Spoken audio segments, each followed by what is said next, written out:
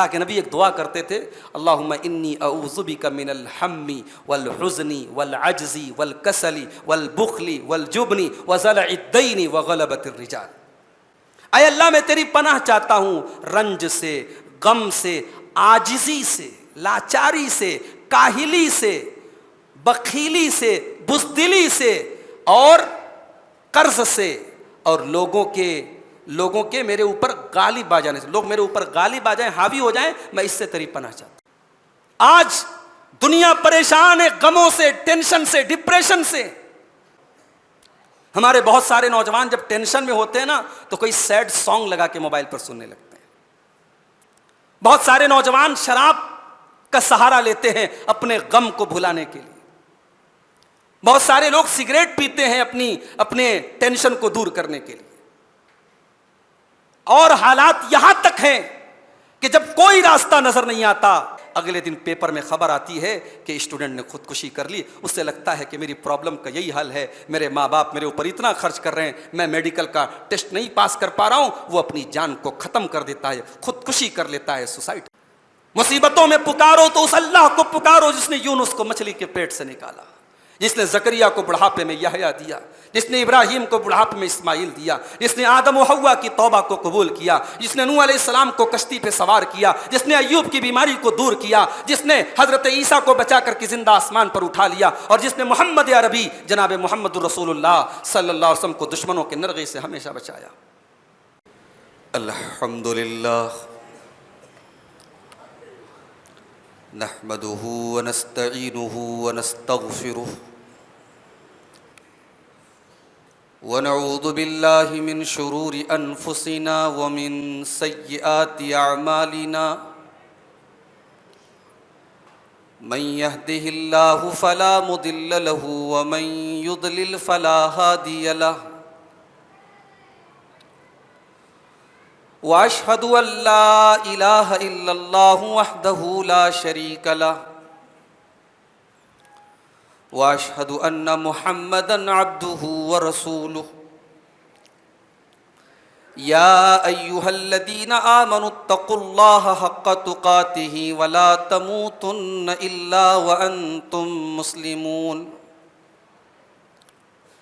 يا أيها الناس اتقوا ربكم الذي خلقكم من نفس واحدة وخلق منها زوجها وبث منهما رجالا كثيرا ونساء،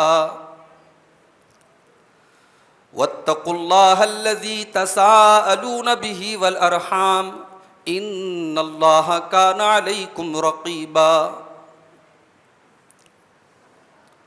يا أيها الذين آمنوا اتقوا الله وقولوا قولا سديدا يصلح لكم أعمالكم ويغفر لكم ذنوبكم ومن يطع الله ورسوله فقد فاز فوزا عظيما،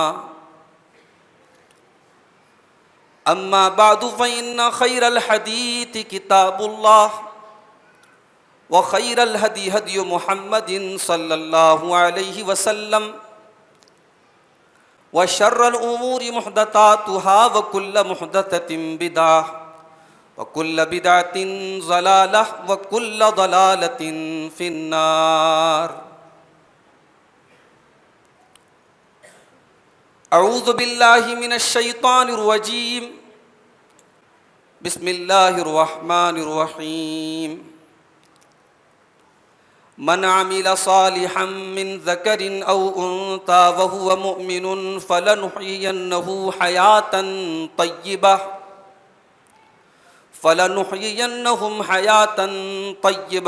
ولنجزينهم أحسن الذي ما كانوا يعملون۔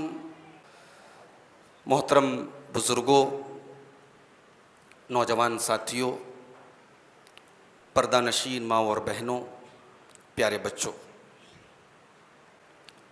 رمضان کی 21ویں رات ہے۔ 5 طاق راتوں میں یہ پہلی طاق رات ہے۔ آج کی رات ان راتوں میں سے ایک ہے جن میں ہمارے پیارے نبی جناب محمد الرسول اللہ صلی اللہ علیہ وسلم راتوں کو جاگتے تھے اپنے رب کو یاد کرتے تھے، نماز پڑھتے تھے، اللہ کا ذکر کرتے تھے، تلاوت کرتے تھے۔ ہمیں اور آپ کو بھی اپنے نبی کے طریقے پر عمل کرتے ہوئے آج کی رات کو گنوانا نہیں ہے انشاءاللہ۔ آج کی رات ہمیں اپنے رب کو راضی کرنا ہے، اور آج کی یہ مجلس بھی اسی سلسلے کی ایک کڑی ہے۔ اللہ کے گھر میں ہم بیٹھے ہیں، مسجد میں بیٹھے ہیں، اور قرآن و سنت کی باتوں کو سننے کے لیے بیٹھے ہیں۔ یہ بھی ذکر کی مجلس ہے، یہ بھی اللہ کو یاد کرنے کی مجلس ہے۔ اللہ سے دعا کیجئے اللہ ہماری اس مجلس کو قبول فرمائے، کہنے سننے سے زیادہ ہم سب کو عمل کرنے کی توفیق عطا فرمائے، آمین۔ آج کی اس رات کے لیے میں نے جو ٹاپک چنا ہے، جو عنوان میں نے منتخب کیا ہے، وہ بڑا ہی اہم عنوان ہے، اور وہ عنوان ایسا ہے جو ہم میں سے ہر انسان سے ریلیٹڈ ہے۔ کوئی یہ نہیں کہہ سکتا کہ مجھے اس کی ضرورت نہیں ہے، اور اس عنوان کا نام ہے اسلام میں غم کا علاج۔ کون ایسا انسان ہے جو یہ کہہ دے کہ میری زندگی میں کوئی غم نہیں ہے، کوئی دکھ نہیں ہے، کوئی ٹینشن نہیں ہے، کوئی تکلیف نہیں ہے؟ امیر سے امیر انسان، دولت مند سے دولت مند انسان، یہاں تک کہ دنیا کے بادشاہوں کو بھی کچھ نہ کچھ غم، کچھ نہ کچھ ٹینشن، کچھ نہ کچھ پریشانیاں سب کو آتی ہیں۔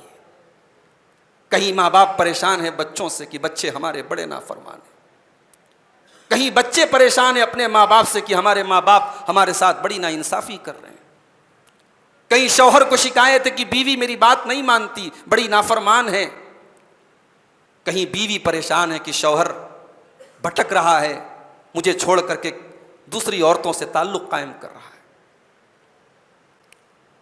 کہیں ساس بہو کے جھگڑے ہیں، کہیں بیماریوں کی تکلیف ہے، کہیں کاروبار کی ٹینشن ہے۔ الغرض دنیا کا کوئی انسان ایسا نہیں ہے جس کی زندگی میں کوئی غم نہ ہو، کوئی دکھ نہ ہو، کوئی ٹینشن نہ ہو۔ اللہ نے قرآن میں فرمایا لَقَدْ خَلَقْنَا الْإِنسَانَ فِي كَبَدٍ، ہم نے انسان کو پریشانیوں میں، مشقتوں میں، تکلیفوں میں پیدا کیا ہے۔ انسان اس دنیا میں اگر زندہ رہے گا تو تکلیفیں دیکھے گا، پریشانیاں دیکھے گا۔ ایسا نہیں ہو سکتا ہے کہ انسان زندہ بھی رہے اور دنیا میں رہے اور پریشانیاں نہ دیکھے۔ لَقَدْ خَلَقْنَا الْإِنسَانَ فِي كَبَدٍ، ہم نے انسان کو پریشانیوں میں، مشقتوں میں پیدا کیا ہے۔ دوسرے مقام پر اللہ نے فرمایا وَأَنَّهُ هُوَ أَضْحَكَ وَأَبْكَىٰ، اللہ ہی کی ذات ہے جو بندوں کو ہنساتی بھی ہے، اور اللہ ہی کی ذات ہے جو بندوں کو رلاتی بھی ہے۔ خوشی کے ساتھ دنیا میں ہزاروں غم بھی ہوتے ہیں، کہیں بجتی ہے شہنائی، کہیں ماتم بھی ہوتے ہیں۔ اس کائنات میں دکھوں کا، غموں کا، ٹینشن کا، پریشانیوں کا بڑا طویل سلسلہ ہے میرے بھائیوں۔ کیا اللہ کے نبیوں پر پریشانی نہیں آئی؟ کیا اللہ کے رسولوں پر غم کے پہاڑ نہیں ٹوٹے؟ کیا ہم اپنے نبی کی سیرت بھول گئے؟ ہمارے نبی کی سیرت میں دکھ نہیں آئے؟ آج کسی کا ایک بچہ مر جائے تو اس کی زبان پر نہ جانے کیسے کیسے الفاظ آتے ہیں۔ میرے نبی نے 3 بیٹیوں کے جنازے اٹھائے تھے۔ میرے نبی نے اپنے سارے بچوں کو اپنی آنکھوں کے آگے، اپنے سارے جو اولاد نرینہ آپ کو ملی، جو بیٹے ملے، سارے بیٹوں کو آپ نے اپنی آنکھوں سے مرتے ہوئے دیکھا ہے۔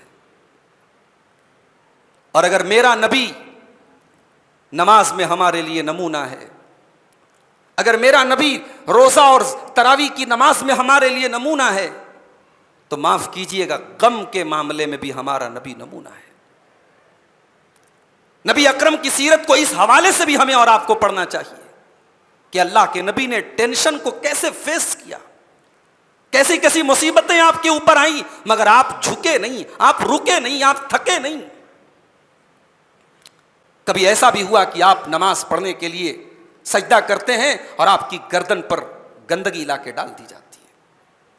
کبھی ایسا بھی ہوا کہ کوئی جاہل آتا ہے اور محمد عربی کے گلے میں چادر کو ڈال کر کے آپ کا گلا دبانے کی کوشش بھی کرتا ہے۔ کبھی ایسا بھی ہوا کہ آپ کو گوشت میں زہر ملا کر کے کھلایا بھی گیا۔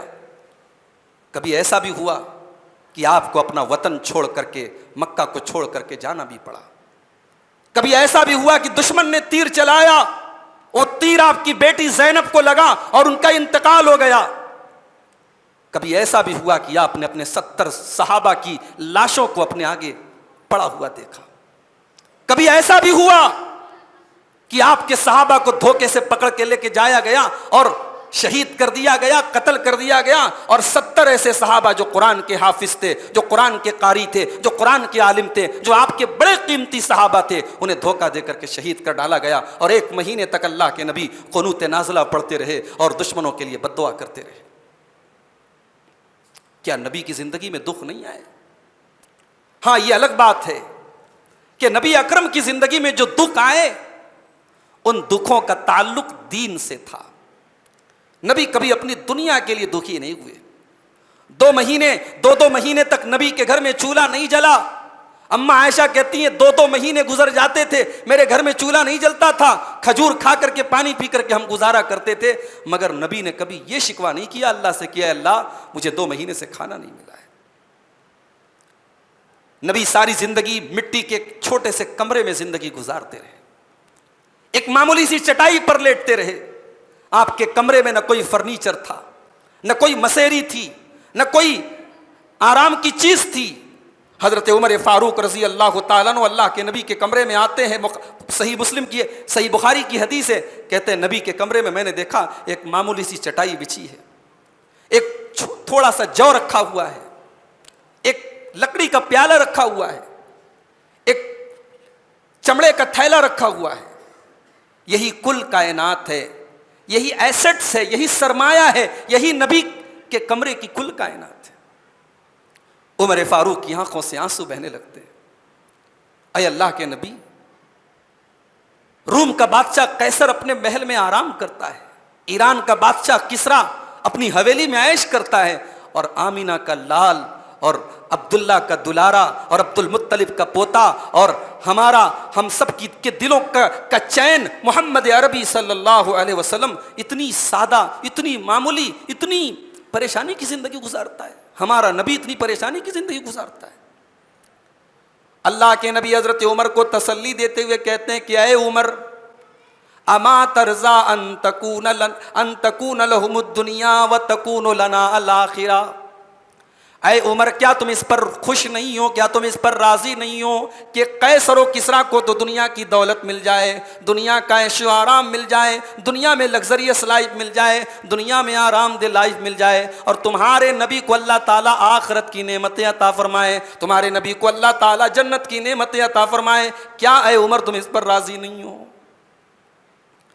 نبی کو دنیا کا غم نہیں تھا. فَلَعَلَّكَ بَاخِعٌ نَفْسَكَ عَلَىٰ آثَارِهِمْ إِن لَّمْ يُؤْمِنُوا بِهَٰذَا الْحَدِيثِ أَسَفًا. اے نبی، اگر یہ لوگ ایمان نہیں لائے تو کہیں ایسا نہ ہو کہ آپ ان کے غم میں اپنی جان دے دیں، ان کی ٹینشن میں آپ اپنے آپ کو ہلاک کر ڈالیں، ان کے ایمان لانے کی فکر میں آپ گھل گھل کے ختم ہو جائیں. اے نبی، ان کی اتنی زیادہ ٹینشن نہ لیجئے. جس کو ایمان کی توفیق اللہ کو دینا ہوگا وہ ایمان لائے گا. آپ لوگوں کے ایمان لانے کی ٹینشن نہ لیجئے. نبی کو ٹینشن ہے تو اس بات کی ہے کہ لوگ ایمان لے آئیں، لوگ جہنم سے بچ جائیں، لوگ جنت میں چلے جائیں، لوگ شرک کو چھوڑ کے توحید پر آ جائیں. نبی کو ٹینشن ہے تو اس بات کی ٹینشن ہے. کبھی رات میں بستر پہ سونے کے ٹائم آپ کو اپنے نبی آپ کو نبی یاد آئے ہیں؟ کبھی آپ اپنے بیوی بچوں کے درمیان ہنستے کھیلتے موج مستی کرتے ہوئے کبھی آپ نے سوچا کہ آپ کا نبی 1400 سال پہلے آپ کے لیے آنسو بہا چکا ہے؟ صحیح مسلم کے الفاظ ہیں، اللہ کے نبی قرآن کی تلاوت کر رہے ہیں. قرآن کی تلاوت کرتے کرتے جب حضرت عیسیٰ علیہ السلام کی اس دعا کے اوپر سے آپ گزرتے ہیں، ان تعذبہم فإنہم عبادک وإن تغفر لہم فإنک انت العزیز الحکیم. اے اللہ، اگر تو ان کو عذاب دے دے تو یہ تیرے بندے ہیں، اور اگر تو معاف کر دے، تو بخش دے تو طاقت والا ہے، تو حکمت والا ہے، تو زیادہ بہتر سمجھتا ہے کہ کس کو معاف کرنا چاہیے، کس کو چھوڑ دینا چاہیے. یہ عیسیٰ علیہ السلام نے دعا کی اپنی امت کے لیے. پھر آگے اللہ کے نبی قرآن کی اس آیت پر پہنچتے ہیں. حضرت ابراہیم علیہ السلام اللہ سے دعا کر رہے ہیں, فَمَن تَبِعَنِي فَإِنَّهُ مِنِّي وَمَنْ عَصَانِي فَإِنَّكَ غَفُورٌ رَحِيمٌ. اے اللہ, جو میری پیروی کرتا ہے, جو مجھے فالو کرتا ہے, وہ تو میرا امتی ہے, اور جو میری نافرمانی کرتا ہے, اے اللہ تو تو غفور الرحیم ہے, تو معاف کر دینے والا ہے, تو رحم کر دینے والا ہے. اے اللہ تو اس کو معاف کر دینا, تو رحم کر دینا. پیارے نبی نے دیکھا کہ عیسیٰ نے اپنی امت کے لیے دعا مانگ لی, ابراہیم نے اپنی قوم کے لیے دعا مانگ لی. پیارے نبی کو خیال آیا کہ میری امت کا کیا ہوگا, میری امت تو دنیا کی سب سے بڑی امت ہے, قیامت تک آنے والی میری امت ہے. آپ نے رب کی بارگاہ میں ہاتھ اٹھائے, آپ نے فرمایا اللہم امتی اللہم امتی. اے اللہ میری امت کا کیا ہوگا, اے اللہ میری امت کا کیا ہوگا. اللہ تبارک و تعالیٰ کو اپنے نبی کے آنسو گوارا نہ ہوئے, اللہ نے اپنے نبی کی آنکھوں سے آنسو بہنے نہ دیا. اللہ نے جبریل کو بھیجا, جاؤ اے جبریل میرے نبی سے پوچھو کیوں رو رہے ہو. حالانکہ اللہ کو سب معلوم ہے, لیکن اللہ اپنے نبی کی زبان سے کہلوانا چاہتا ہے. اللہ کے نبی فرماتے ہیں اے اللہ میں اپنی امت کے لیے رو رہا ہوں. اللہ نے جبریل کے ذریعے کہلوایا انا سنردیک فی امتک ولا نسوءک. اے نبی آپ اپنی امت کے بارے میں پریشان نہ ہو. اگر آپ کی امت آپ کے راستے پر رہے گی, اگر توحید پر رہے گی, اگر صحیح عقیدے پر رہے گی, ہم آپ کی امت کے بارے میں آپ کو خوش کر دیں گے. آپ کی امت کے بارے میں آپ کو پریشان ہونے کی ضرورت نہیں ہے. اس نبی کو اگر غم ہے تو اپنی امت کا غم ہے. سلام اس پر جو امت کے لیے راتوں کو روتا تھا, سلام اس پر جو فرش خاک پر جاڑے میں سوتا تھا, سلام اس پر کہ جس کے گھر میں چاندی تھی نہ سونا تھا, سلام اس پر کہ ٹوٹا بوریا جس کا بچھونا تھا. تو نبی کی زندگی میں بھی غم آئے ہیں میرے بھائی, ہماری بھی زندگی میں غم آتے ہیں. مگر ہم جب غمگین ہوتے ہیں تو ہم کیا کرتے ہیں؟ ہمارے بہت سارے نوجوان جب ٹینشن میں ہوتے ہیں نا تو کوئی سیڈ سانگ لگا کے موبائل پر سننے لگتے ہیں. بہت سارے نوجوان شراب کا سہارا لیتے ہیں اپنے غم کو بھلانے کے لیے. بہت سارے لوگ سگریٹ پیتے ہیں اپنے ٹینشن کو دور کرنے کے لیے. اور حالات یہاں تک ہیں کہ جب کوئی راستہ نظر نہیں آتا, میڈیکل کا اسٹوڈنٹ بار بار محنت کرتا ہے, اور جب وہ نیٹ کو نہیں نکال پاتا ہے, جب وہ میڈیکل کا انٹرنس پاس نہیں کر پاتا ہے, اگلے دن پیپر میں خبر آتی ہے کہ اسٹوڈنٹ نے خودکشی کر لی. اس سے لگتا ہے کہ میری پرابلم کا یہی حل ہے, میرے ماں باپ میرے اوپر اتنا خرچ کر رہے ہیں, میں میڈیکل کا ٹیسٹ نہیں پاس کر پا رہا ہوں. وہ اپنی جان کو ختم کر دیتا ہے, خودکشی کر لیتا ہے, سوسائڈ کر لیتا ہے. آج دنیا پریشان ہے غموں سے, ٹینشن سے, ڈپریشن سے. سوال یہ ہے کہ ہماری شریعت نے کیا علاج بتایا ہے, قرآن و سنت کے اندر کیا علاج بتایا گیا, کیا سولوشن بتایا گیا, کیا حل بتایا گیا. اگر ہماری زندگی میں غم آئے, ٹینشن آئے تو ہمیں کیا کرنا چاہیے. میں چاہتا ہوں کہ آج کی تقریر میں کچھ اس پر روشنی ڈالی جائے. یاد رکھیے میرے بھائیوں, اسلام میں غم کا سب سے پہلا علاج یہ ہے کہ آپ اپنے عقیدے کو درست کیجیے. ایک اللہ کے در کے بھکاری بنیے. در در کی ٹھوکریں کھائیں گے تو ہمیشہ بے چین رہیں گے, ہمیشہ پریشان رہیں گے, ہمیشہ ٹینشن میں رہیں گے. یا ایھا الناس انتم الفقراء الی اللہ واللہ هو الغنی الحمید. اے انسانوں تم سب کے سب اللہ کے فقیر ہو, اللہ کے محتاج ہو, اللہ کے در کے بھکاری ہو. اپنے آپ کو اللہ کے در کا بھکاری بنا لو, تمہیں ٹینشن, تمہاری ٹینشن دور ہو جائے گی, تمہارے غم دور ہو جائیں گے. جب انسان کا عقیدہ درست نہ ہو میرے بھائیوں, تو کبھی وہ اپنے ہاتھ میں دھاگا پہنتا ہے, کبھی گلے میں تعویذ لٹکاتا ہے, کبھی مزاروں کی خاک چھانتا ہے, کبھی جھنڈوں کو سلامی دیتا ہے, کبھی بلی کو دیکھ کے راستہ کاٹ لیتا ہے, کبھی پرندے کو دیکھ کر کے کوئی غلط عقیدہ تصور کر لیتا ہے. جب انسان کا عقیدہ خراب ہوتا ہے تو اس کی زندگی میں بے چینی ہوتی ہے, اس کی زندگی میں ٹینشن ہوتی ہے. توحید والا سکون سے زندگی گزارتا ہے, کیونکہ توحید یہ انسان کی فطرت کی آواز ہے, انسان کے دل کی آواز ہے. بچہ ماں کے پیٹ سے توحید کے ساتھ پیدا ہوتا ہے. فَأَقِمْ وَجْهَكَ لِلدِّينِ حَنِيفًا. اے نبی آپ اپنا چہرہ اللہ تعالیٰ کی طرف کر لیجئے, اللہ کے دین کی طرف کر لیجئے. فَأَقِمْ وَجْهَكَ لِلدِّينِ حَنِيفًا، اللہ کے دین کے لیے آپ اپنا چہرہ یکسو کر لیجئے. فطرۃ اللہ التی فطر الناس علیہا، اللہ کا دین اسلام ہی دین فطرت ہے. یہ فطرت کی آواز ہے، یہ نیچر کی آواز ہے. اللہ کے نبی فرماتے ہیں جب بچہ پیدا ہوتا ہے اسلام پر پیدا ہوتا ہے، توحید پر پیدا ہوتا ہے. بچے کے ماں باپ اسے یہودی بناتے ہیں، بچے کے پیرنٹس اسے عیسائی بناتے ہیں، بچے کے ماں باپ اسے مجوسی بناتے ہیں. بچہ تو رب کی توحید پر پیدا ہوتا ہے، بچہ ایک اللہ کو ماننے والا پیدا ہوتا ہے. تو اگر غم کا علاج کرنا ہے تو سب سے پہلے اپنے اندر توحید پیدا کرو میرے بھائی. اور اگر مسلمان کو توحید بتانی پڑے تو یہ شرم کی بات ہے.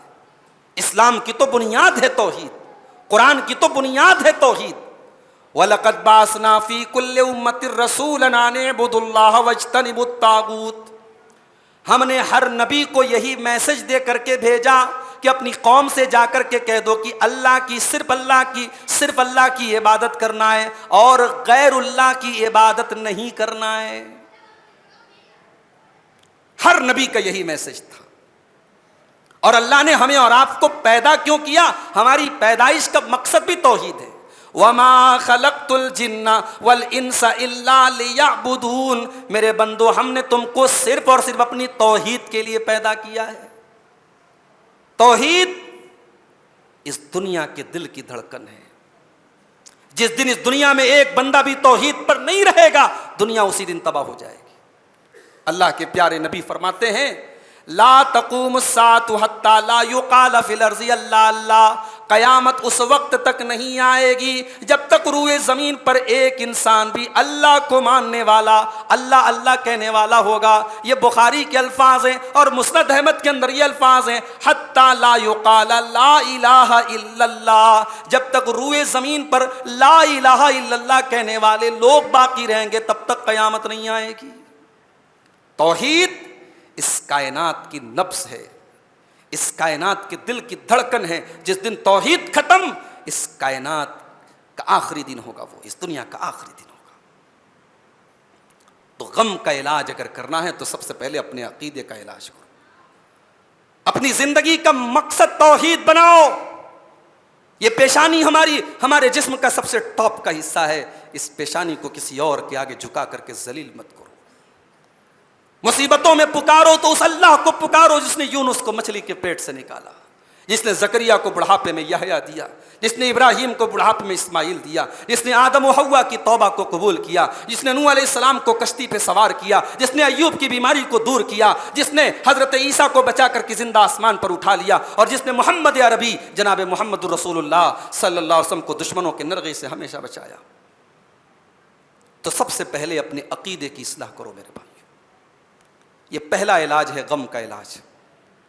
دوسری چیز، اگر یہ چاہتے ہیں ہم کہ ہمارے غم دور ہو جائیں، ہماری ٹینشنز دور ہو جائیں، تو دوسری چیز یہ ہے کہ ہم اپنے اندر اللہ کا تقوی پیدا کریں، اللہ کا ڈر پیدا کریں، پرہیزگار بنیں.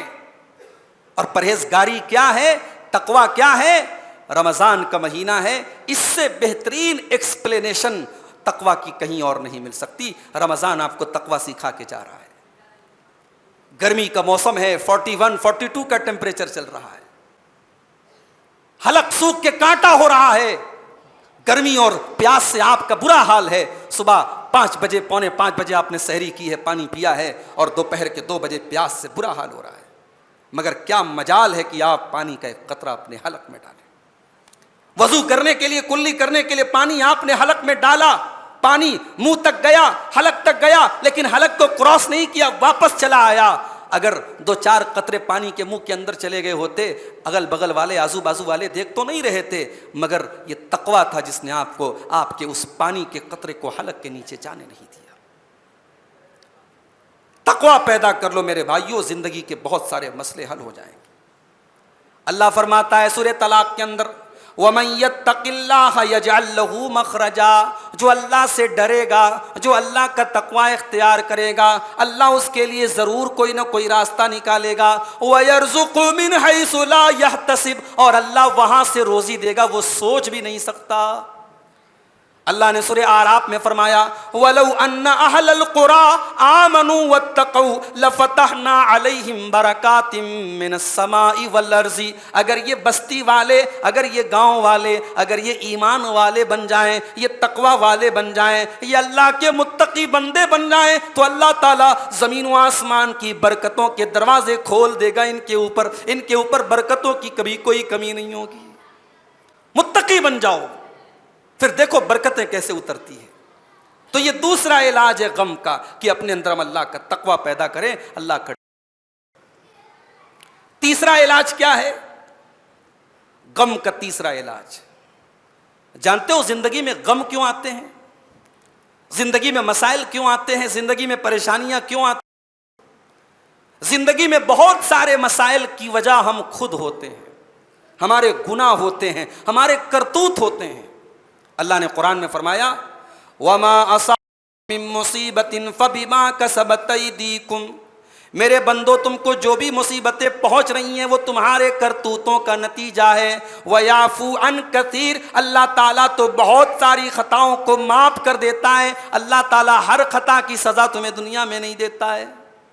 اگر اللہ ہر خطا کی سزا دنیا میں دے دے تو اللہ نے قرآن میں دوسرے مقام پر فرمایا وَلَوْ يُؤَاخِذُ اللَّهُ النَّاسَ بِمَا كَسَبُوا، اگر اللہ تعالیٰ لوگوں کے کرتوتوں کی سزا دنیا میں دے دے، مَا تَرَكَ عَلَىٰ ظَهْرِهَا مِن دَابَّةٍ، تو روئے زمین پر کوئی ایک چوپایا، کوئی ایک جاندار بھی باقی نہ بچے، ایک جانور، ایک انسان باقی نہ بچے، اگر اللہ رب العالمین سب کے گناہوں کی ساری سزا دنیا میں دے دے۔ تو جب گناہوں کی وجہ سے مصیبتیں آ رہی ہیں، تو جب بھی کوئی مصیبت آئے تو ذرا اپنے آپ کو ٹٹولو اور اللہ کی بارگاہ میں توبہ کرو، استغفار کرو، اللہ سے معافی مانگو۔ انشاءاللہ اللہ تعالیٰ آپ کے توبہ اور استغفار کی وجہ سے آپ کے بہت سارے مسئلوں کو حل کر دے گا۔ قرآن کریم کا 29واں پارہ کھولو، حضرت نوح علیہ السلام اپنی قوم سے کہتے ہیں فَقُلْتُ اسْتَغْفِرُوا رَبَّكُمْ إِنَّهُ كَانَ غَفَّارًا يُرْسِلِ السَّمَاءَ عَلَيْكُمْ مِدْرَارًا وَيُمْدِدْكُمْ بِأَمْوَالٍ وَبَنِينَ وَيَجْعَلْ لَكُمْ جَنَّاتٍ وَيَجْعَلْ لَكُمْ أَنْهَارًا۔ میں نے اپنی قوم کے لوگوں سے کہا کہ اے میری قوم کے لوگوں، تم اللہ تعالیٰ سے استغفار کرو، اپنے گناہوں کی معافی مانگو، اللہ بہت بڑا معاف کرنے والا، بخش دینے والا ہے۔ وہ آسمان سے موسلادھار بارش تم پر برسائے گا، وہ مال بھی دے گا، وہ اولاد بھی دے گا، وہ نہریں بھی دے گا، وہ باغات بھی دے گا۔ امام حسن بصری رحمۃ اللہ علیہ بہت بڑے تابعی گزرے ہیں، بہت بڑے عالم بھی تھے، محدث بھی تھے، تابعی بھی تھے۔ ان کی مجلس لگی ہے، شاگرد بیٹھے ہوئے ہیں، اسٹوڈنٹس بیٹھے ہوئے ہیں، ایک آدمی آتا ہے، امام صاحب بڑا مسئلہ ہے، بارش نہیں ہو رہی ہے، قحط سالی پڑی ہے، سوکھا پڑا ہے، کوئی حل بتا دیجئے۔ امام صاحب نے کہا کہ جاؤ استغفار کرو، اللہ سے توبہ کرو، استغفار کرو۔ دوسرا آتا ہے، امام صاحب کئی سال ہو گئے شادی کے، بچہ نہیں ہو رہا ہے، بیوی اولاد کی نعمت سے ہم میاں بیوی محروم ہیں، کوئی نسخہ بتا دیجئے۔ امام حسن بصری نے کہا جاؤ استغفار کرو۔ تیسرا آتا ہے، امام صاحب کئی سال سے کھجوروں کی کھیتی کر رہا ہوں، پیداوار بہت کم ہوتی ہے، باغوں میں پیداوار ہی نہیں ہوتی، کہا جاؤ استغفار کرو۔ چوتھا آتا ہے، امام صاحب ندی نالے سوکھ گئے ہیں، پانی کی بڑی زبردست قلت ہے، کہا جاؤ استغفار کرو۔ شاگردوں نے بڑی حیرت سے پوچھا استاد صاحب یہ کیا کر رہے ہیں آپ، سب کو ایک ہی دوا بتا رہے ہیں، سب کو ایک ہی فارمولہ بتا رہے ہیں۔ کہا یہ میرا فارمولہ نہیں ہے، یہ رب کا فارمولہ ہے، اور یہی قرآن کی آیت پڑھ دی کہ دیکھو اللہ نے تمام چیزوں کا حل بتایا ہے استغفار کو۔ اسی لیے اللہ کے نبی فرماتے ہیں میں دن بھر میں 70 سے زیادہ مرتبہ اللہ تعالیٰ سے استغفار کرتا ہوں، دن بھر میں 70 سے زیادہ مرتبہ میں اللہ تعالیٰ سے مغفرت طلب کرتا ہوں، استغفار کرتا ہوں۔ اور اسی لیے اللہ کے پیارے نبی یہ بھی فرماتے ہیں من لزم الاستغفار جعل اللہ لہ من کل ہم فرجا، جو پابندی سے استغفار کرے گا اللہ تعالیٰ ہر غم سے اس کو نجات دے گا، ومن کل ضیق مخرجا، ہر تنگی سے نکلنے کا راستہ دے گا، ورزقہ من حیث لا یحتسب، اور وہاں سے روزی دے گا کہ وہ سوچ بھی نہیں سکتا۔ تو یہ تیسرا نسخہ ہے کہ توبہ اور استغفار کرو۔ چوتھی چیز نمبر 4، اسلام میں غم کا چوتھا علاج، اگر آپ کی زندگی میں غم ہے تو اس ذات کو کثرت سے یاد کیجئے جو غموں کو دور کرنے والا ہے. فَاذْكُرُونِي أَذْكُرْكُمْ، میرے بندو مجھے یاد کرو میں تمہیں یاد کروں گا. میرا ذکر کیا کرو، میں مصیبتوں میں تمہارا سہارا بنوں گا، میں تم کو یاد کروں گا، تمہارے کام آؤں گا. الذین آمنوا وتطمئن قلوبهم بذکر اللہ الا بذکر اللہ تطمئن القلوب. اللہ فرماتا ہے میرے بندو ہمارے ذکر سے، ہماری یاد سے تمہارے دلوں کو سکون پہنچے گا، تمہارے دل کو اطمینان پہنچے گا. ہم کو جتنا تم یاد کرو گے، ہمارا جتنا ذکر کرو گے، تمہارے دلوں کو سکون پہنچے گا. اللہ کو یاد کیجیے. اللہ کے نبی فرماتے ہیں، صحیح مسلم کی روایت ہے، حدیث قدسی ہے، اللہ کے نبی فرماتے ہیں کہ اللہ تعالیٰ فرماتا ہے انا عند ظن عبدی بی، میں اپنے بندے کے گمان کے مطابق بن جاتا ہوں. میرا بندہ میرے بارے میں جیسا سوچتا ہے میں ویسا بن جاتا ہوں. وَأَنَا مَعَهُ إِذَا ذَكَرَنِي، اور میرا بندہ جب بھی مجھے یاد کرتا ہے میں اپنے بندے کے ساتھ ہوتا ہوں. اگر بندہ اپنے دل میں مجھے یاد کرتا ہے تو اللہ کہتا ہے کہ میں بھی اپنے نفس میں اس کو یاد کرتا ہوں. اگر بندہ کسی محفل میں مجھ کو یاد کرتا ہے میں اس سے بہتر محفل میں اس کو یاد کرتا ہوں. اگر بندہ ایک بالشت، اس کو پتہ نہیں آپ کے کیا بولتے ہیں، یہ جو ایک پنجے کا پیمانہ ہوتا ہے اس کو اردو میں بالشت بولتے ہیں، ہمارے بنارس کی زبان میں اس کو بتا بولتے ہیں، بتا. ایک بالشت یا ایک بتا اگر بندہ میری طرف بڑھتا ہے میں ایک ہاتھ اس کی طرف بڑھتا ہوں. اگر بندہ ایک ہاتھ میری طرف بڑھتا ہے میں ایک گز اس کی طرف بڑھتا ہوں. اگر بندہ چل کر کے میرے پاس آتا ہے میں دوڑ کر کے اس کے پاس آتا ہوں. اللہ کو یاد تو کرو. ہمارا مسئلہ یہ ہے کہ ہم کو مصیبتوں میں اللہ یاد آتا ہے، سکھ میں اللہ یاد نہیں آتا.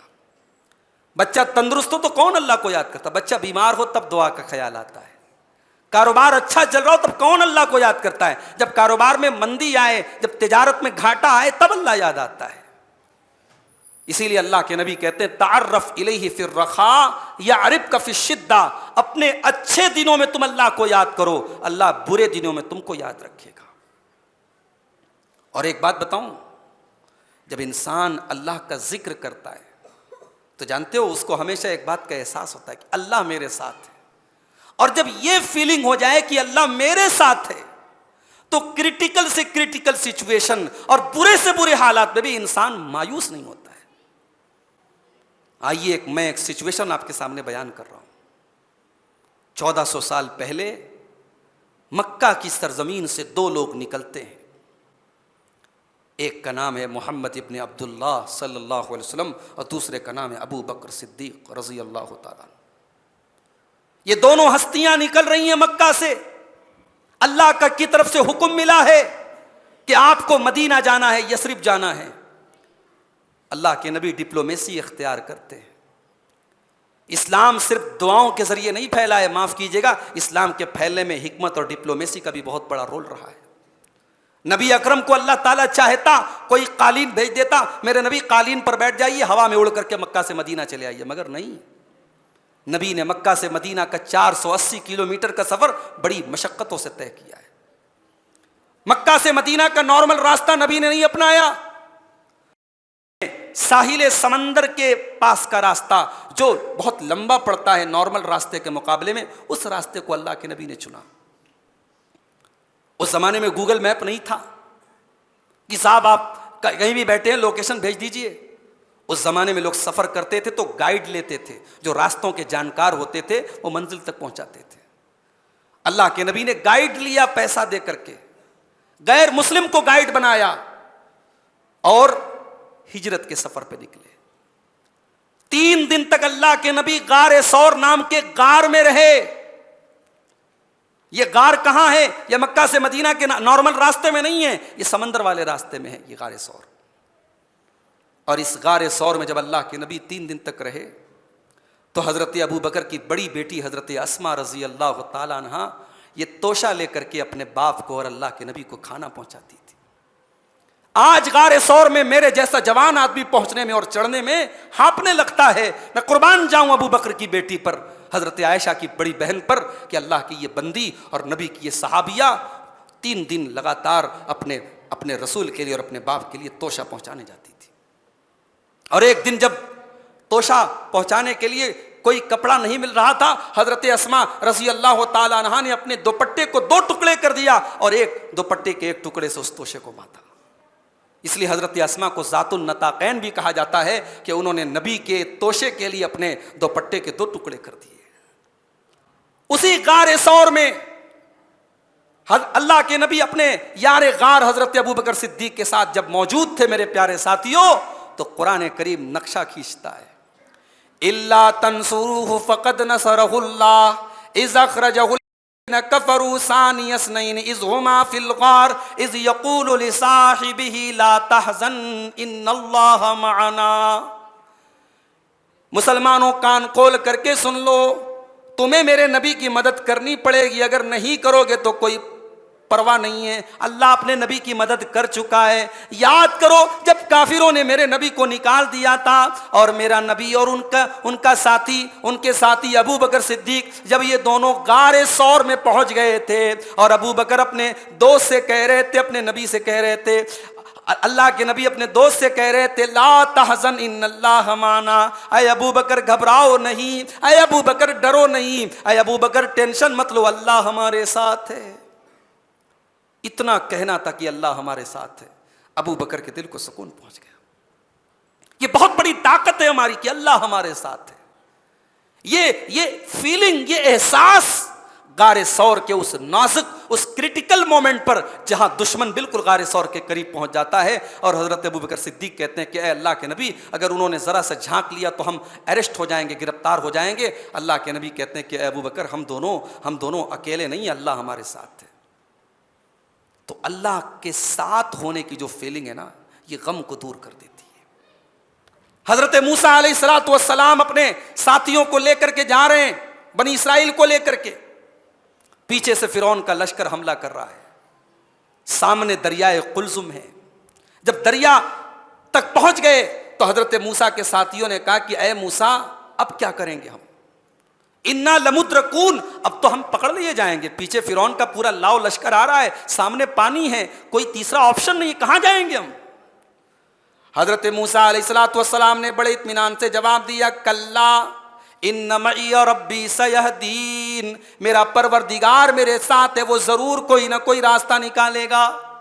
ادھر موسیٰ علیہ الصلوۃ والسلام کی زبان سے یہ جملہ نکلا, ادھر اللہ نے موسیٰ کو حکم دیا فأوحینا الی موسیٰ ان اضرب بعصاک البحر فانفجر فکان کل فرق کالطود العظیم. ہم نے موسیٰ سے کہا کہ اے موسیٰ تو اپنی لاٹھی کو اس پانی کے اوپر مار دے. موسیٰ نے لاٹھی کو پانی کے اوپر مارا, پانی پھٹ گیا اور دونوں طرف پانی کی موجیں پہاڑ کی طرح کھڑی ہو گئیں. کبھی دیکھا ہے آپ نے ایسا کہ بیچ دریا میں راستہ بن گیا ہو اور پانی دونوں طرف پہاڑ کی طرح کھڑا ہو گیا ہو؟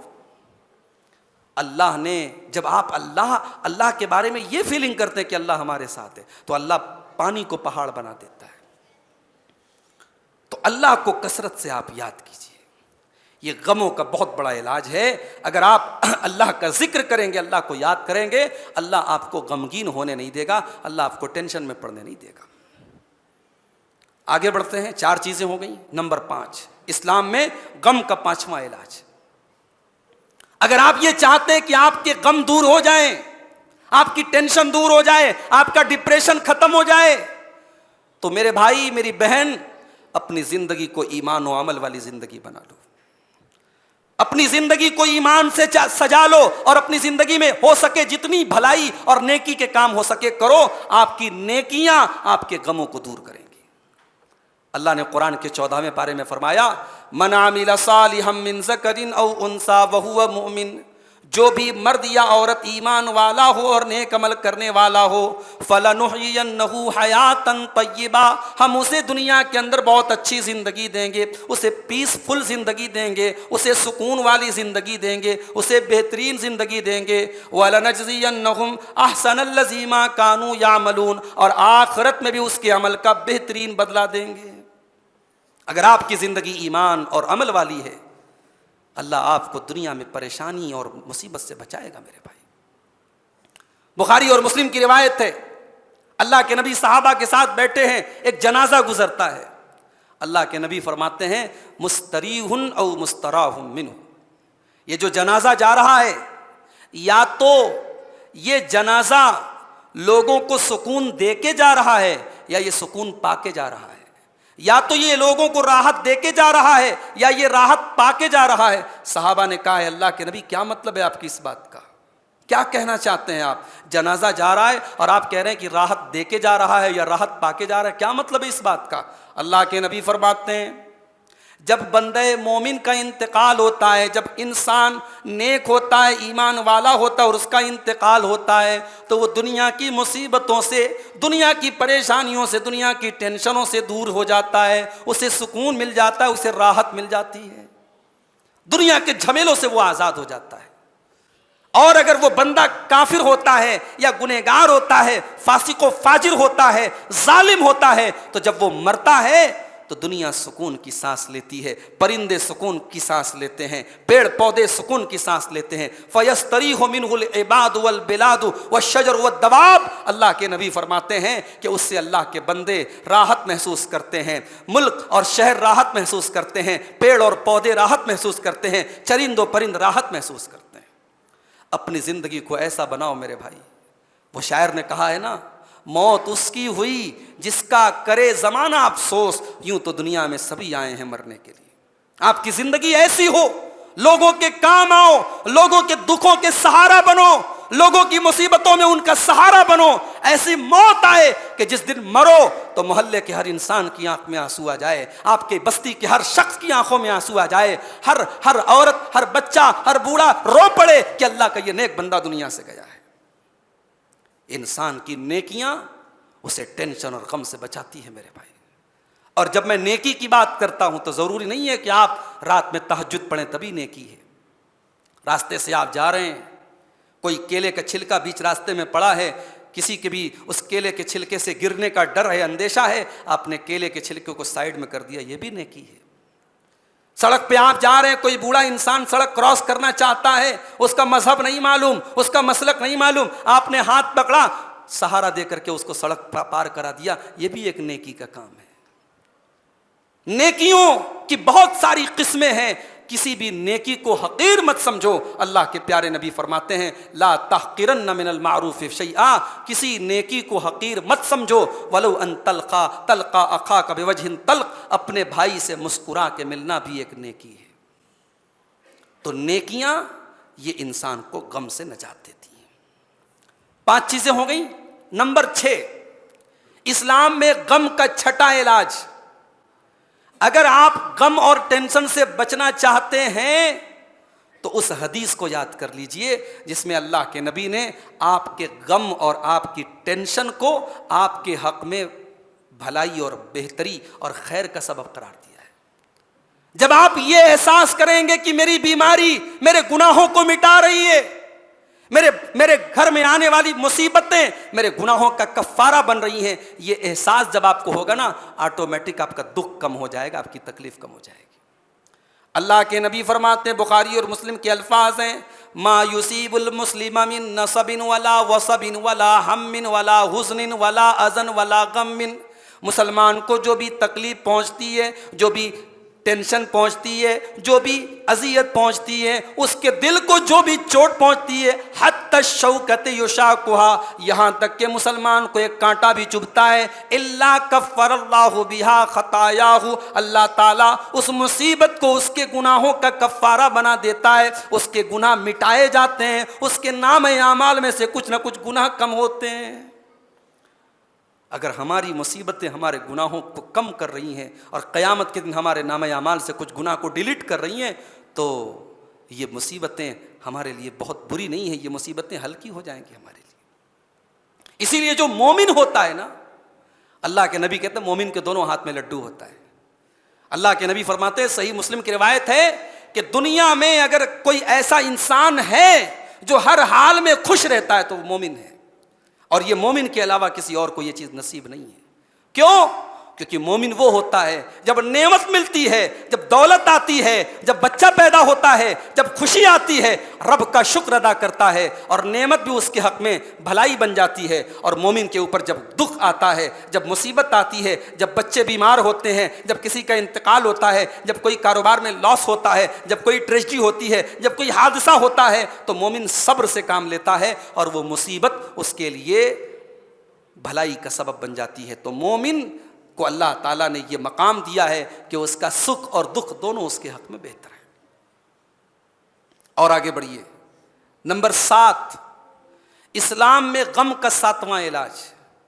اگر آپ یہ چاہتے ہیں کہ آپ کی زندگی سے غم اور دکھ دور ہو جائیں تو کسی دن فرصت نکال کر کے اپنے محلے کے قبرستان جایا کیجیے اور دیکھیے اس قبرستان میں آپ کے محلے کا کروڑ پتی اور ارب پتی بھی سویا ہوا ہے، اور آپ کے محلے کا بھیک مانگنے والا بھی اسی قبرستان میں سویا ہوا ہے۔ جگہ جی لگانے کی دنیا نہیں ہے، یہ عبرت کی جا ہے، تماشا نہیں ہے۔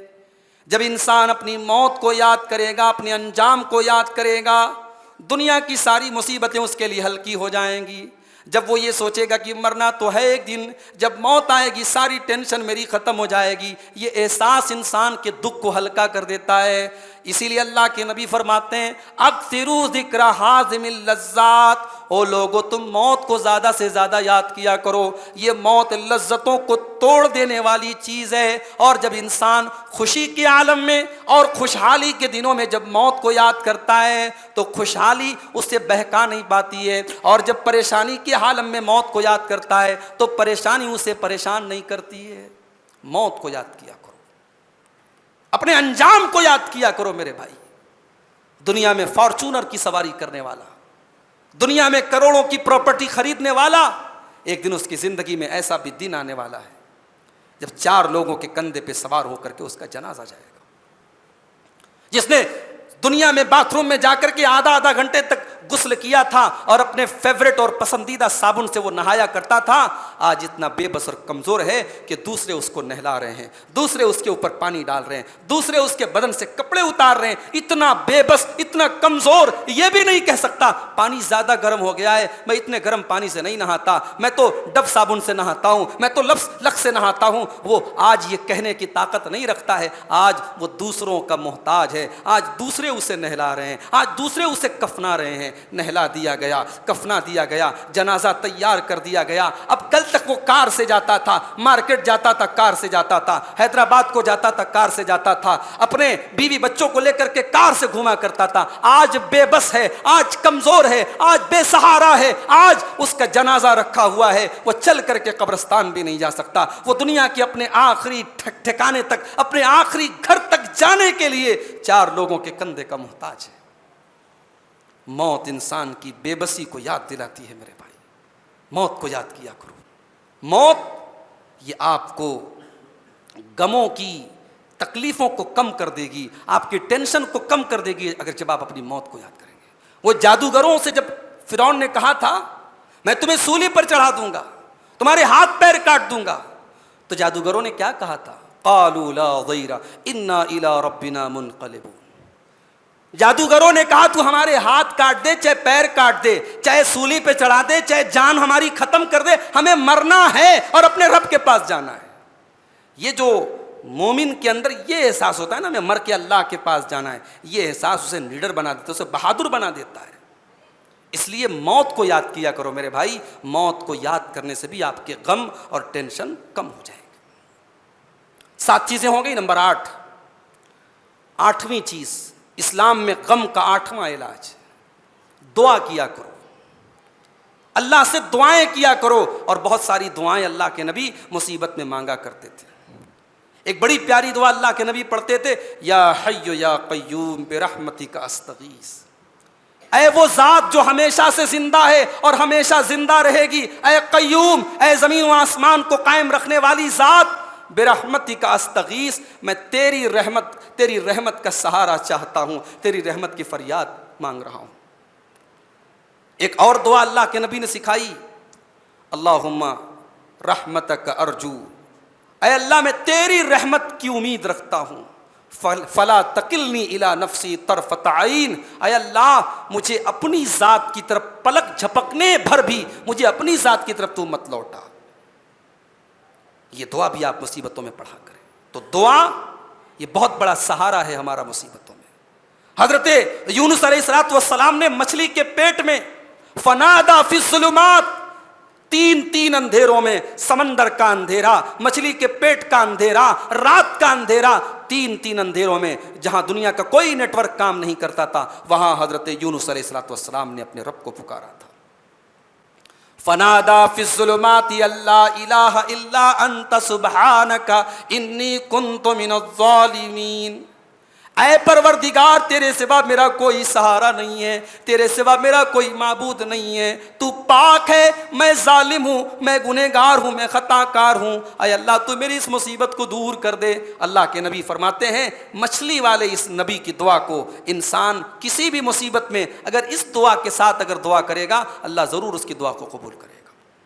تو مانگنا ہے تو اس سے مانگو میرے بھائی جو مصیبت دور کر سکتا ہے۔ مصیبتوں میں ان سے کیا کہنا، ان سے کیا فریاد کرنا؟ ارے فریاد اس سے کرو، شکوہ اس سے کرو جس سے یعقوب نے شکوہ کیا تھا۔ جب بڑھاپے میں حضرت یعقوب کی آنکھوں کی روشنی چلی گئی اپنے بیٹے یوسف کو یاد کرتے ہوئے، تو جب انہوں نے یوسف کو یاد کیا تو ان کے بچوں نے کہا آپ یوسف کو یاد کرتے ہیں؟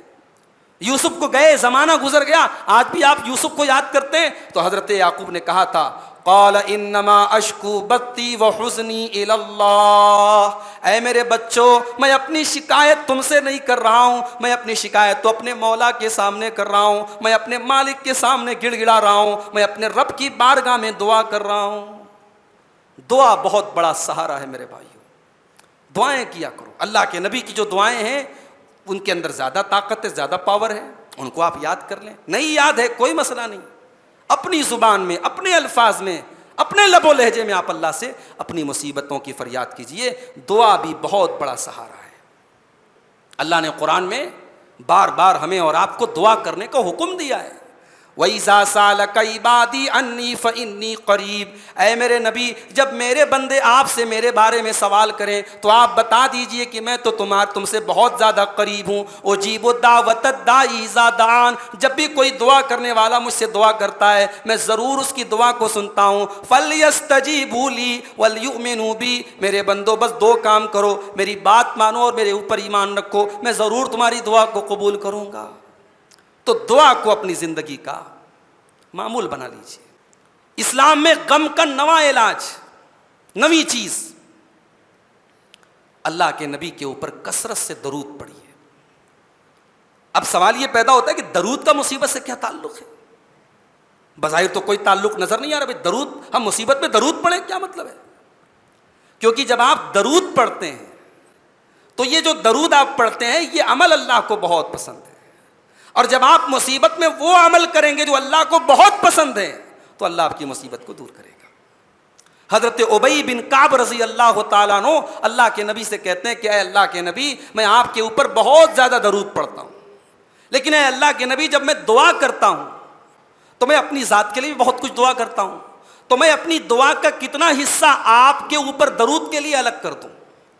مان لیجئے میں آدھا گھنٹہ دعا، میں مثال دے رہا ہوں، یہ حضرت ابی بن کعب کے الفاظ نہیں، میں آپ کو سمجھانے کے لیے بتا رہا ہوں کہ مان لیجئے حضرت ابی بن کعب آدھا گھنٹہ دعا کرتے ہیں، تو اب اللہ کے نبی سے سوال کرتے ہیں کہ اے اللہ کے نبی اس آدھا گھنٹے میں سے میں کتنی دیر آپ کے اوپر درود پڑھوں؟ اللہ کے نبی نے کہا تمہاری مرضی۔ کہا کہ اے اللہ کے نبی کیا میں اپنی دعا کا 1/4 حصہ آپ کے لیے الگ کر دوں؟ مطلب اگر میں آدھا گھنٹہ دعا کر رہا ہوں 30 منٹ، تو 30 منٹ کا 1/4 یعنی 7.5 منٹ، میں 7.5 منٹ آپ کے لیے، آپ کے اوپر درود کے لیے الگ کر دوں؟ اللہ کے نبی نے فرمایا تمہاری مرضی، اگر کچھ بڑھا دو تو بہتر ہے۔ تو انہوں نے کہا کہ اے اللہ کے نبی کیا میں اس کو آدھا کر دوں؟ آدھا کر دوں؟ اللہ کے نبی نے کہا تمہاری مرضی، اگر کچھ اور بڑھا دو تو اور بہتر ہے۔ انہوں نے کہا کہ اے اللہ کے رسول کیا میں اپنی دعا کا 2/3 2/3 حصہ میں آپ کے اوپر درود کے لیے الگ کر دوں؟ اللہ کے نبی نے فرمایا ان شئتا، تمہاری مرضی، اگر بڑھا دو تو اور بہتر ہے۔ تو انہوں نے کہا کہ اے اللہ کے نبی، میں ایک کام کرتا ہوں، میں اپنی ذات کے لیے جو دعا کرتا ہوں، اب اس دعا کا پورا حصہ میں آپ کے اوپر درود پڑھنے میں صرف کروں گا، میں اتنی دیر آپ کے اوپر درود پڑھوں گا۔ اب یہ سننا تھا کہ اللہ کے پیارے نبی نے فرمایا، ترمذی کے صحیح الفاظ ہیں، آپ نے فرمایا اذن تکفا ہمک ویغفر لک ذنبک، اے ابی بن کعب، اگر تم ایسا کرو گے کہ اپنی ذات کے لیے جو تم دعا کرتے ہو اس دعا کا پورا حصہ تم میرے اوپر درود پڑھو گے تو تمہارے سارے غم دور ہو جائیں گے اور تمہارے گناہ معاف ہو جائیں گے۔ تو درود کی اتنی اہمیت ہے۔ ہم پر یہ الزام لوگ لگاتے ہیں کہ صاحب وہابی لوگ درود و سلام نہیں پڑھتے، اس الزام کو دور کیجیے آپ۔ درود و سلام ہم سے زیادہ کون پڑھے گا؟ ہم تو دنیا کا سب سے بڑا بخیل مانتے ہیں اس کو جو نبی اکرم صلی اللہ علیہ وسلم کا نام آئے اور اس کی زبان سے صلی اللہ علیہ وسلم نہ نکلے، ہم اسے دنیا کا سب سے بڑا بخیل مانتے ہیں۔ تو نبی اکرم پر درود پڑھا کیجئے میرے بھائی، ایسے اٹھتے بیٹھتے چلتے پھرتے صلی اللہ علیہ وسلم کہا کیجئے، یا اللہم صلی علی محمد وعلی آل محمد، پورا درود ابراہیمی پڑھ لیجئے۔ یہ درود بھی آپ کے غموں کو دور کرنے کا ذریعہ بنے گا۔ اسلام میں غم کا 10واں علاج کیا کرنا ہے؟ آپ کو تقدیر کے اوپر اپنے ایمان کو تھوڑا اسٹرانگ کرنا ہے۔ تقدیر کے اوپر آپ کا ایمان اگر اسٹرانگ ہوگا، آپ کے غموں اور آپ کی ٹینشن اور آپ کی تکلیف کم ہو جائے گی۔ اللہ نے قرآن میں فرمایا وَإِنَّهُ مَفَاتِحُ الْغَيْبِ لَا يَعْلَمُهَا إِلَّا هُوَ، غیب کی کنجیاں تو صرف اللہ تعالیٰ کے پاس ہیں، اللہ کے علاوہ کوئی غیب کی کنجیوں کو نہیں جانتا۔ وَيَعْلَمُ مَا فِي الْبَرِّ وَالْبَحْرِ، اور خشکی کے اندر اور تری کے اندر جو کچھ بھی ہے سب اللہ کو معلوم ہے۔ وَمَا تَسْقُطُ مِن وَرَقَةٍ إِلَّا يَعْلَمُهَا، کائنات میں کسی پیڑ سے کوئی پتا گرتا ہے تو اس پتے کے بارے میں بھی اللہ کو معلوم ہے۔ اللہ اکبر۔ دنیا میں نہ جانے کتنے پیڑ ہوں گے، ان پیڑوں سے نہ جانے کتنے پتے گرتے ہوں گے، ان پتوں کے گرنے کا علم اللہ کو ہے۔ ذرا اپنے دل پر ہاتھ رکھ کے بتاؤ، جب کائنات کے پیڑوں سے گرنے والے پتوں کو اللہ جانتا ہے تو کائنات میں کوئی مجبور، کوئی پریشان حال جب رب کی بارگاہ میں آنسو بہائے گا تو کیا اس کی آنکھوں سے بہنے والے قطروں سے اللہ ناواقف ہے؟ اللہ نہیں جانتا؟ امن یجیب المضطر اذا دعا، کون ہے جو مجبور اور پریشان حال کی فریاد کو سنتا ہے؟ ولا حبۃ فی ظلمات الارض ولا رطب ولا یابس الا فی کتاب مبین، اللہ فرماتا ہے زمین کے اندر کوئی دانہ بھی اگر چھپا ہوا ہے، کوئی سوکھی چیز بھی اگر چھپی ہے، کوئی بھیگی چیز بھی اگر چھپی ہے، کوئی تر چیز بھی اگر چھپی ہے، اللہ کی تقدیر کی کتاب میں لکھی ہوئی ہے، کتاب مبین میں لکھی ہوئی ہے۔ تقدیر پر اپنا ایمان مضبوط کر لو میرے بھائی۔ یہ حسد کیوں ہے؟ یہ جلن کیوں ہے؟ یہ پڑوسی سے جلتا کیوں ہے؟ کیونکہ تقدیر پر ایمان کمزور ہے۔ جس کا تقدیر پر ایمان ہوگا وہ کبھی کسی سے حسد نہیں کرے گا۔ اسی لیے اللہ کے نبی فرماتے ہیں وَرْضَ بِمَا قَسَمَ اللَّهُ لَكَ تَكُنْ أَغْنَى النَّاسِ، اللہ نے تیری قسمت میں جو لکھ دیا ہے اس پر راضی ہو جا، خوش ہو جا، تو سب سے بڑا مالدار بن جائے گا۔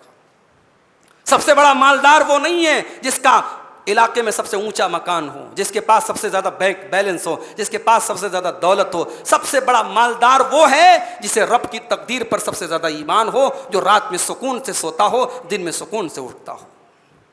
اور ایک آخری حدیث سنا کر کے بات ختم کر رہا ہوں، بہت ہی پیاری حدیث ہے، اور امام مسلم رحمۃ اللہ علیہ اس حدیث کو تقدیر کے چیپٹر میں لائے ہیں۔ اس حدیث کا تقدیر کے ساتھ بہت گہرا کنیکشن ہے، بہت گہرا تعلق ہے۔ اللہ کے نبی صلی اللہ علیہ وسلم فرماتے ہیں المومن القوی خیر واحب الی اللہ من المومن الضعیف، طاقتور مومن کمزور مومن سے بہتر ہے۔ اب ہمارے وہ نوجوان جو جم وغیرہ جاتے ہیں، تھوڑا باڈی شاڈی بناتے ہیں، ان کی تعریف کر رہا ہوں کہ بہت اچھا کام کر رہے ہیں، مگر باڈی بنا کر کے باڈی کا غلط استعمال مت کرنا۔ جسم کو مضبوط بنا کر کے کسی پر ظلم مت کرنا۔ جسم کو مضبوط بناؤ ظلم کے خلاف ہاتھ اٹھانے کے لیے، ظلم کا مقابلہ کرنے کے لیے، کسی پر ظلم کرنے کے لیے اپنی طاقت کا استعمال مت کرو۔ اور ہمارے وہ نوجوان جو گٹکھا وغیرہ کھاتے ہیں وہ اللہ کے واسطے باز آ جائیں۔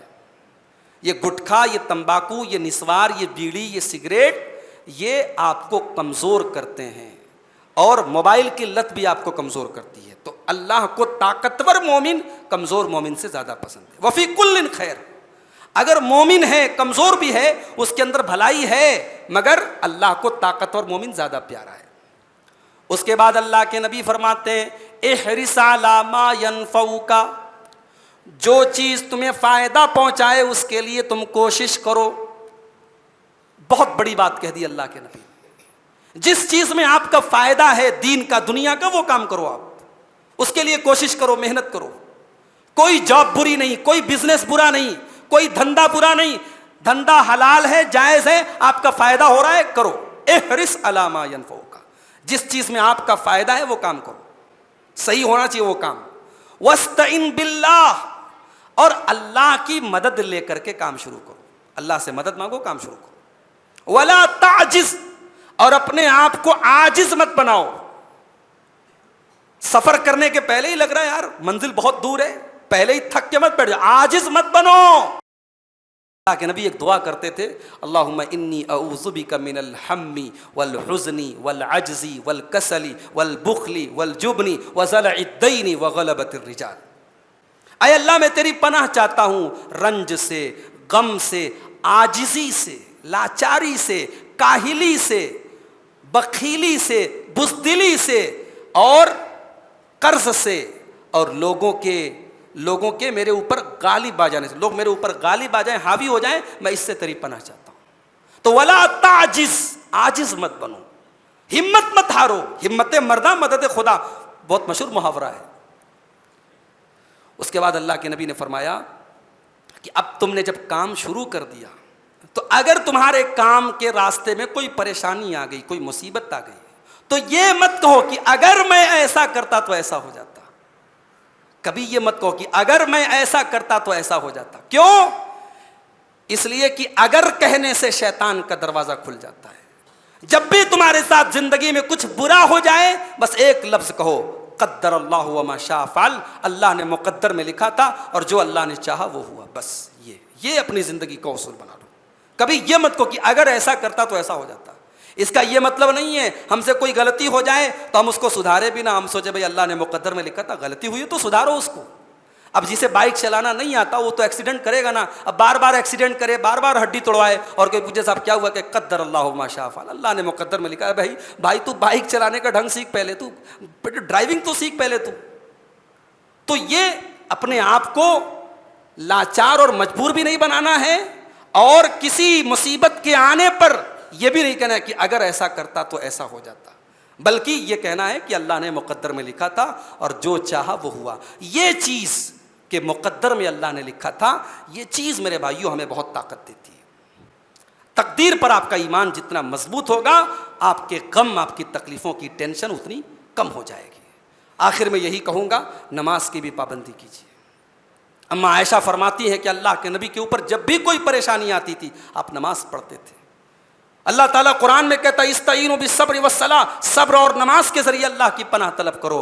اور سورہ ہجر کی آخری آیت میں اللہ نے فرمایا، سورہ ہجر کے آخر میں اللہ نے فرمایا وَلَقَدْ نَعْلَمُ أَنَّكَ يَضِيقُ صَدْرُكَ بِمَا يَقُولُونَ. اے نبی ہم جانتے ہیں کہ لوگوں کے تانے سن کر کے، لوگوں کی گالیاں سن کر کے آپ کے دل کو تکلیف پہنچتی ہے.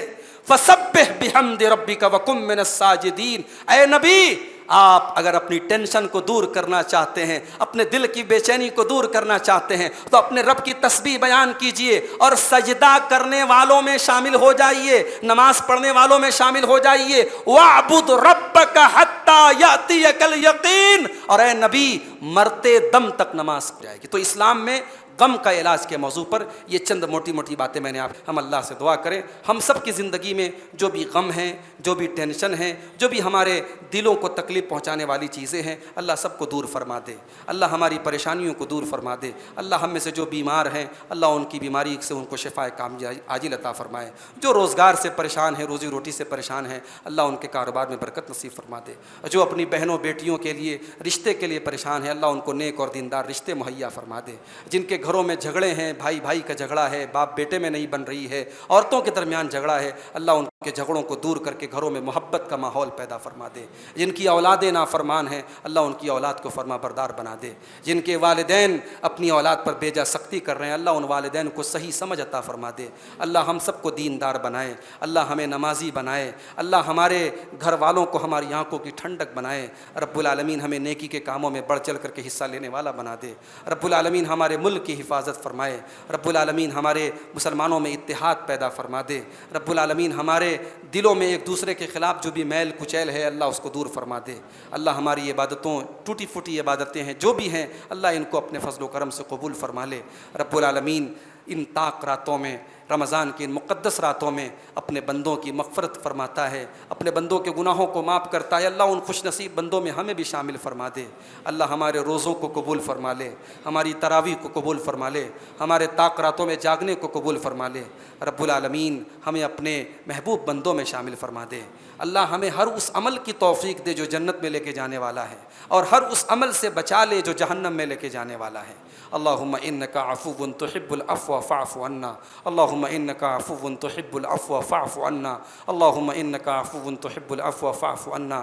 ربنا تقبل منا انک انت السمیع العلیم وتب علینا انک انت التواب الرحیم، وصلی اللہ تعالی علی نبینا محمد وعلی آلہ وصحبہ اجمعین، آمین۔ والسلام علیکم ورحمۃ اللہ وبرکاتہ۔